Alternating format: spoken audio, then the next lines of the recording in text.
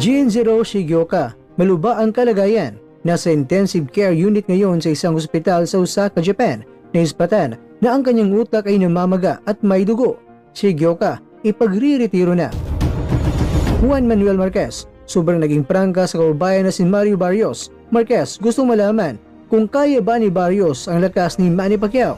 Dinabugaling mga kwento ang balitang ibabagi ko sa inyo. Kaya tara, kwentuhan na.